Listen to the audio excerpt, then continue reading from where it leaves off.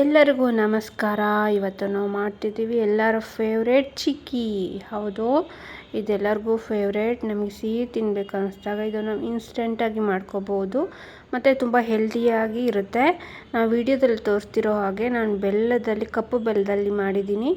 ಇದನ್ನು ನೀವು ಚೆನ್ನಾಗಿ ಬೆಲ್ಲನ ಚೂರು ನೀರು ಹಾಕಿ ಪಾಕ ಮಾಡಿಕೊಂಡು ಒಂದು ಎಳೆ ಬಂದಮೇಲೆ ಹುರಿದಿಟ್ಕೊಂಡಿರೋ ನೆಲಗಡಲೆನ ಹಾಕಿ ಒಂದು ಪ್ಲೇಟಿಗೆ ಸರ್ವ್ ಮಾಡಿಕೊಂಡು ಸ್ವಲ್ಪ ಆರಕ್ಕೆ ಬಿಡಿ. ಸ್ವಲ್ಪ ಆರಿದ್ಮೇಲೆ ನಿಮ್ಗೆ ಯಾವ ಶೇಪ್ ಬೇಕಾಗುತ್ತೆ ಆ ಶೇಪ್ ಕಟ್ ಮಾಡ್ಕೊಬಿಡಿ. ಸ್ವಲ್ಪ ಒಂದು 20 to 30 ಮಿನಿಟ್ಸ್ ಆರೋಕ್ಕೆ ಬಿಟ್ಬಿಡಿ. ಅದು ಸೆಟ್ ಆಗುತ್ತೆ.